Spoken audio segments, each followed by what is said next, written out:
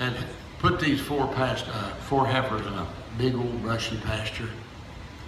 And the boss told them they needed to get them out of there. It was time to take them to town. And so they started riding through that pasture, front to back, and side to side, and corner to corner. And they couldn't find those heifers. Willard said, "Roy, I got an idea." And he said, "Lay it on me, Willard, this ain't working." Willard said, "Let's ride the fences." So they rode around the fence, and sure enough, over on the west side, they found a big old hole, tracks where those heifers had gone through that hole. And they looked over there about 100 yards, and there was those four heifers standing under a big mesquite tree switching flies. Willard said, "I got another idea." Roy said, "Lay it on me, son, that last one is a good one." Willard said, "Well, let's tie our horses on this side of the fence." And that was a good idea because the hole wasn't that big. He said, "We'll crawl through the hole, we'll run over there and get those heifers and run them back against the fence out this hole, and we'll have them and we can take them to town." Roy said, "Willard, you're a genius." So they're working their way over to that big mesquite tree through a patch of waist-high mesquite. And if you've ever been in that stuff, it will tear you to pieces. It's horrible. Well, right in the middle of it, they nearly fell off in this great old big hole about 12 feet in diameter. Roy said, "Willard, what's that?" Willard said, "It's a well. See all them rocks around the top of it? That's a hand-dug well. I seen one like that over in East Texas one time." Roy said, "How deep is it?" Willard said, "I don't know. I just got here." Roy said, "Well, let's drop something in it." They got them a rock about this big, and they throw it off in there, and they stand there and they listen. They listen. And they listen. And they can't hear it hit bottom. Roy said, "Willard, that booger's deep." Willard said, "It sure is, son. We need something bigger." So they look over here and they see a bridge timber about 10 feet long, about 10 inches square. They walk over there and they work that bridge timber, and it's heavy. It's old dried oak. And they work it over the edge of that hole, and they lift it up and let her drop off down there, and they listen. And they listen. And they listen. And Roy said, "You're right, Willard, that booger's deep." And they're standing there looking off down in that hole. About that time, a billy goat about the size of a Welsh pony, a black one, comes out of the brush over there, running right straight towards that hole. And he doesn't even slow down. He gets to the edge of that hole, jumps up, and done a nosedive right down in that hole. Roy said, "Willard, what is that?" He said, "I think it is a billy goat. I seen one that big over in East Texas one time. I think it was a big black billy goat." So they're standing on the edge of that hole listening, and a fella comes out of the brush over here, and he said, "Guys, have y'all seen a black billy goat about the size of a Welsh pony?" Well, I said, "Sure we have. He come out of that brush over yonder a while ago, running 90 miles an hour, run right straight towards this hole, doesn't even slow down, jumps up and did a nosedive right down in it." They're all three standing there looking off in that hole. And this old boy said, "I've raised billy goats all of my life. And they're weird creatures, and they'll do strange things. But boys, I don't believe that is my billy goat. I had mine tied to a bridge timber right over there."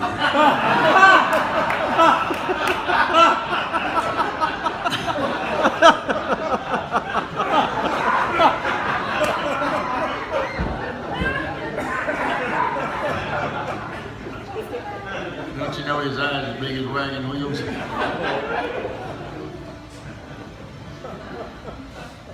I'd like to tell you a story about a tarnished old bell. One we'd all love to hear ring again. It's a graphic reminder of the glorious West and of horses and cattle and men. It hung around the neck of an old goodnight steer, the big one the cowboys called Blue.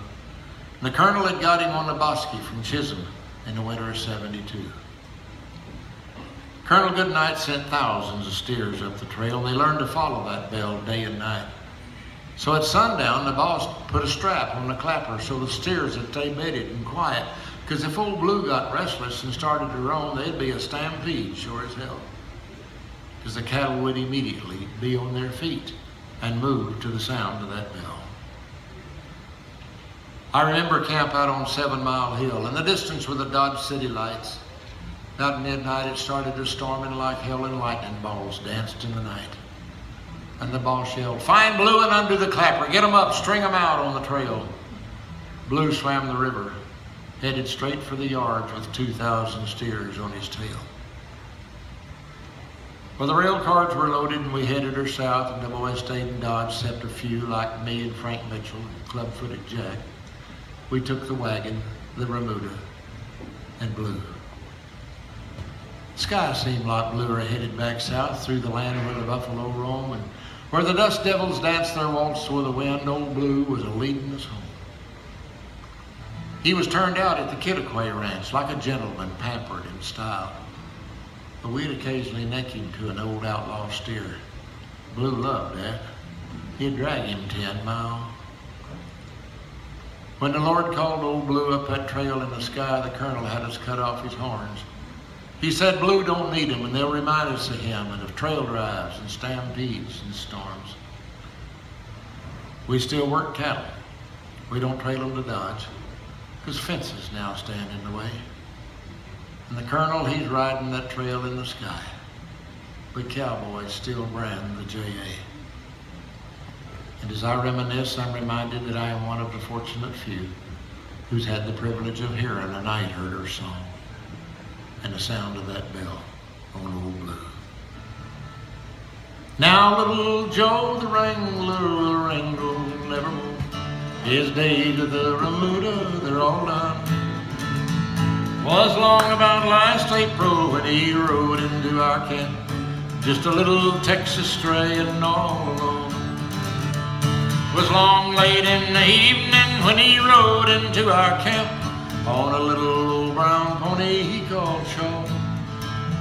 With his brogan shoes and coveralls, a harder looking kid you never in your life had seen before.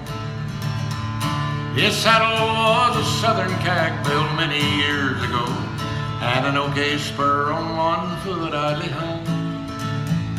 His hot roll in a cotton sack was loosely tied behind, and a canteen from the saddle horn he had slung.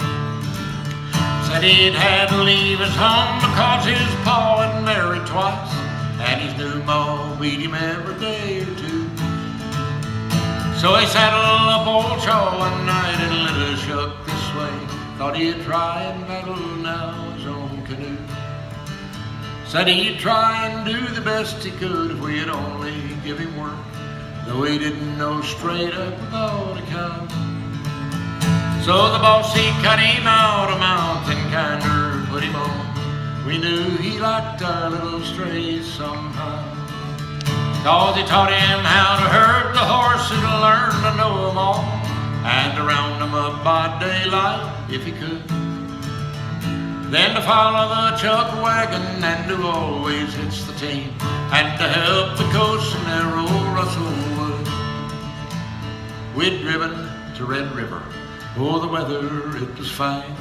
We'd camped down on the south side in a bend, when the northern started blowing and we called the extra guard, 'cause it took all hands to hold the cattle in. And now little Joe the Wrangler was called out with all the rest, and barely had the kid got to the herd, when the cattle they stampeded like a hailstorm long they flew, with all of us riding for the lead. Then between the streaks of lightning we could see a horse ahead. Was little Joe the Wrangler in the lead. He was riding old Blue Rocket with his slicker over his head, and he is trying to check their leaders in their speed. Well, we finally got 'em milling and they sort of quieted down, and the extra guard back to the camp did go. One of them was missing. We all knew at a glance was our little Texas stray, poor Wrangler Joe. And we found him there at sunup, where old Blue Rocket fell, in a washout some 20 feet below. Beneath his horse mashed to a pulp, his spurs had rung the bell for our little Texas stray, poor Wrangler Joe. And now little Joe the Wrangler will wrangle nevermore. His days with the remuda, they're all done. Long about last April, when he rode into our camp, just a little Texas stray, and all alone.